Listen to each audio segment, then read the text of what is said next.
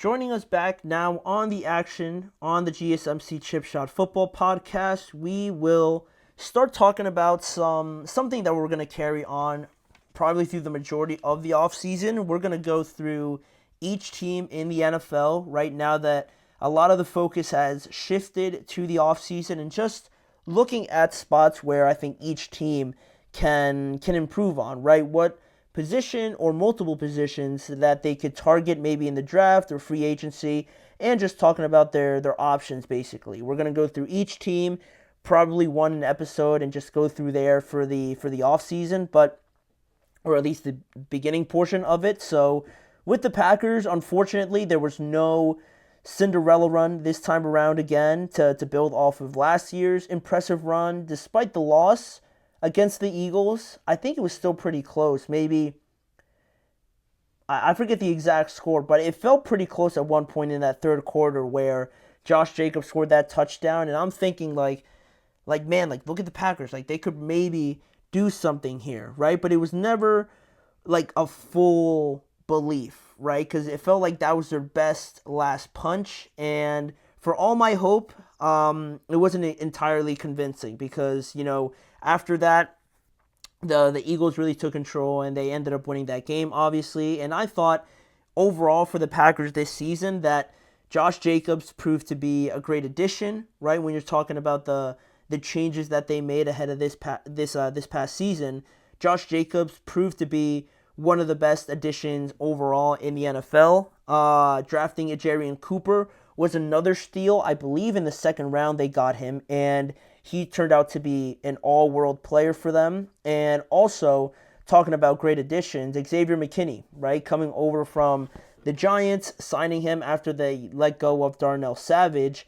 A major improvement there. He was close to the league lead in interceptions with Kirby Joseph, so that was awesome too, right? It was an amazing addition to this defense. And now that we're through the season with the Packers and that they've been done for a while, I think there's two positions that they need to focus on to really, take that next step, right? I think they're still stuck in being this young team that sort of surprises, the other experienced teams, right? They tried to go through that again this year, but it just didn't work out, right? A lot more teams knew what they were going to expect with this Packers team, so they were ready for it, right? They weren't really catching anybody off guard. So now, to kind of get past that, I feel like one of the positions they need to improve on is a better pass rush, just overall, and not really like an outside guy or an inside guy, just overall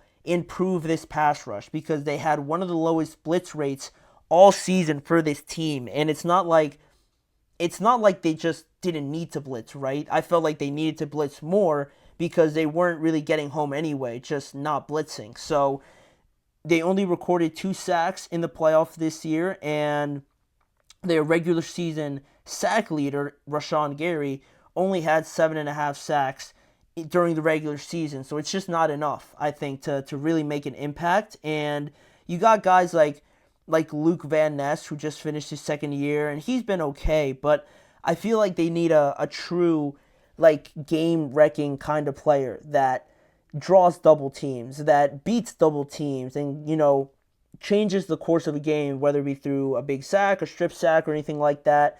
They need someone like that still, and I like Rashawn Gary, and like I said, Luke Van Ness is an okay player with a lot of potential still, but for the main reason, I just think that they need someone to alter the game, and for the offensive line to really essentially have a healthy fear for, right? When they know they're playing the Packers, they need to know that they need to be on their game when they're playing an elite pass rusher, and they haven't had that this past year. So they really lived off of turnovers, right? They weren't really stopping too many, people per se, on 3 and outs and things like that. I think they relied a lot on the turnovers by McKinney, and Keyshawn Nixon also had a big impact in that. But other than that, it wasn't like a dominant defense that just made multiple stops. So in terms of the pass rush, to kind of help out the entire defense, they could look at free agency and look at guys like Josh Sweat,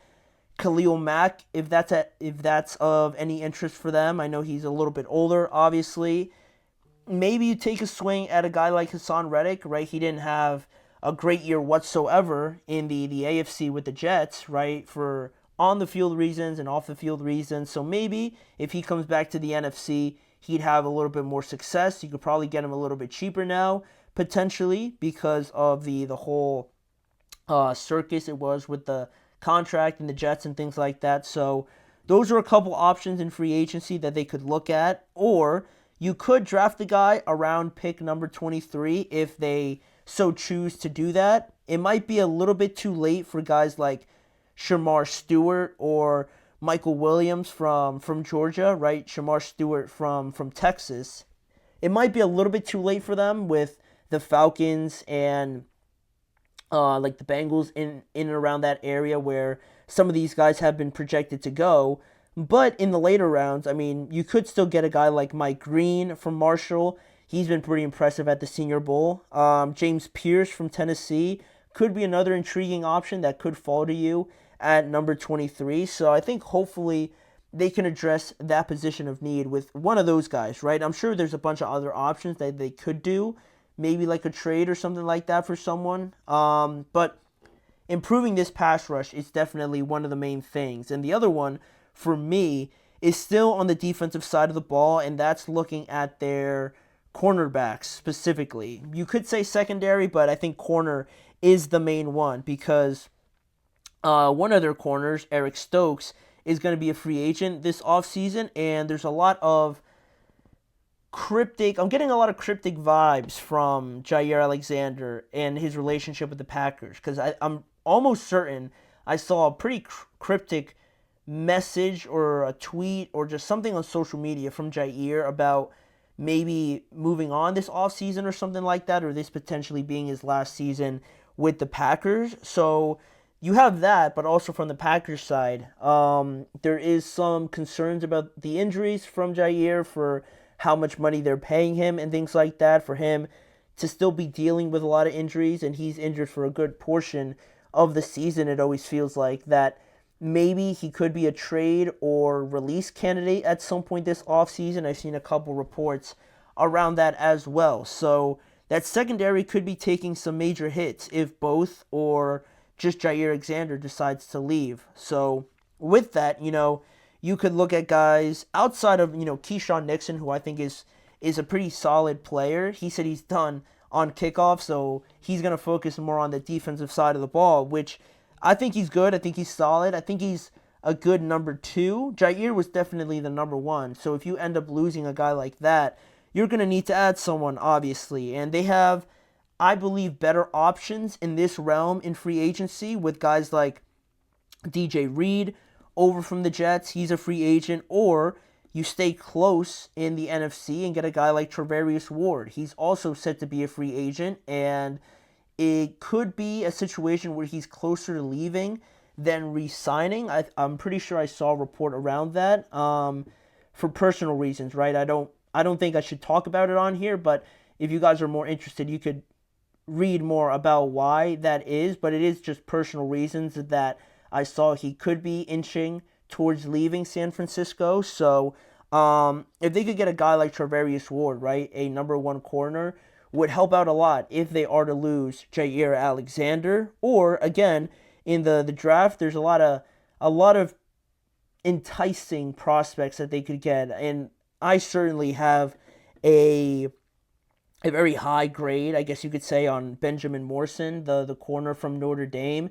He did deal with a hip injury towards the end of this season, but I think a lot of people have high praise for him, and based on what they have seen so far, and that injury potentially hurting his stock a little bit, he could be there around number 23, and the Packers could take a jump on him and draft him, right? I think he could be a very solid player for them as well. So they got a bunch of options there, but I think those two positions for me are definitely of the utmost importance for the Green Bay Packers. And I saw some people say that maybe the wide receiver position is something that they have to look over, and maybe, I guess I could see it because it feels like they have a lot of no disrespect, like a lot of B plus, A minus kind of players, and I don't know if they need like a bona fide number one receiver, because I think this year some of the struggles on offense were on Jordan Love, right? He didn't take that massive step that everybody anticipated. So to make a change at wide receiver already, I think would kind of be prematured. So I would stick with the group, but if you had to make a move, maybe like a guy like Amari Cooper or something like that in free agency that could come on a cheaper deal, could be something of interest for the Packers. But for me personally, I think just writing it out one more year with Jordan Love and hopefully he takes that next step would be something that I would do. But definitely focusing on the defensive side of the ball first and foremost for me and the Packers. So hopefully, they make those moves. And for us on this show, we got one more segment to get to. Another power ranking segment, just ranking the top 10 most important players for the Super Bowl this year. Super Bowl 59, going from 10 to number 1 on who I believe is the most important players in the Super Bowl this year, right? We're going to rank them, and I'm going to tell you why I have them ranked this way when we return after this break.